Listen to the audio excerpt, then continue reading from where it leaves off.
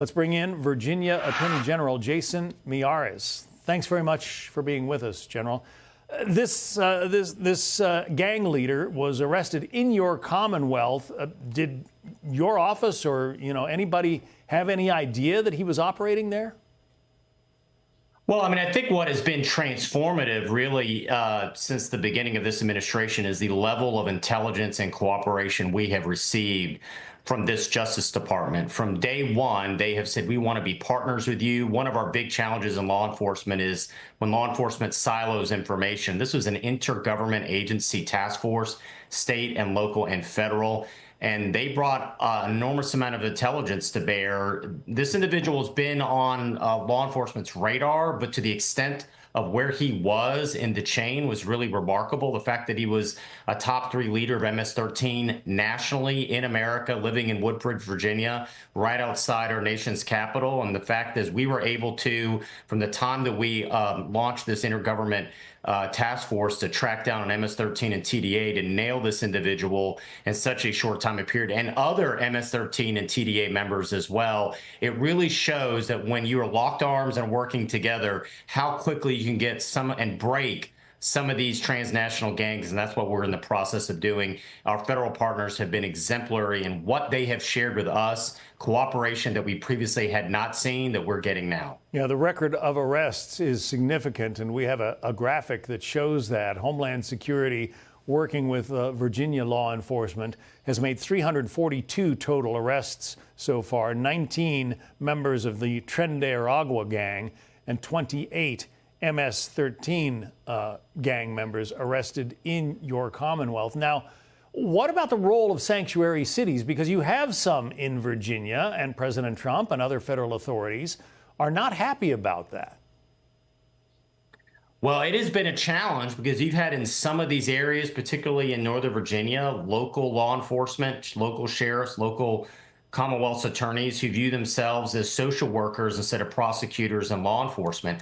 I saw this with my own eyes. Last fall, I did a ride-along with ICE with what they showed me, individuals that had previously been in custody in local jails that the local sheriffs and law enforcement simply were banned. Sometimes their local city council had passed ordinance banning them from cooperating.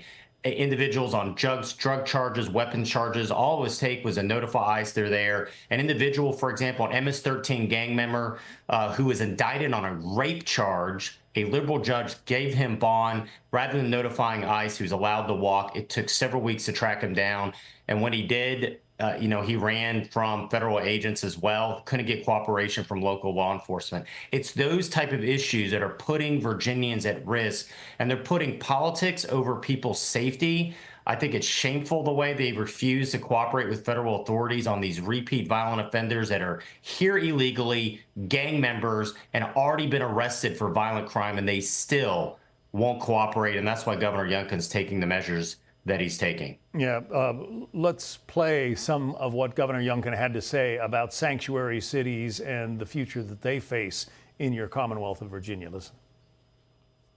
Local jurisdictions that claim sanctuary city status are absolutely unacceptable. Look who's in your community. Look who's living around the corner from citizens that are going to work, trying to build their lives in a place that's the best place in America to live and work and raise a family. We are working to get the bad guys out of here. And if you are a local jurisdiction and not helping us and not cooperating with us, you are working against the safety of all of those men and women that call your jurisdiction home. Some sanctuary cities refuse to work with federal authorities. You have taken exactly the opposite approach in Virginia. That's right. We issued an opinion, an attorney general's opinion, saying there's absolutely nothing to prohibit, and you should work with federal authorities, really at all levels. It's not just ICE. You should be working with DEA and FBI as well. So many of these transnational gangs, they commit not just drug dealing and narcotics trafficking, human trafficking, extortion. They end up exploiting so many of the very individuals that some of these left-wing politicians claim they represent and they want to defend. It really, really is tragic. And so the governor's sending a message through his budget saying, if you want to get proper resources from Virginia, you need to locally adopt these policies that you're actually working with these federal authorities somewhat similar to what you saw with the president's administration with Colombia. It's amazing once you are willing and able to possibly withhold money, how they can shift their tunes. In that case, it was anti-Semitism.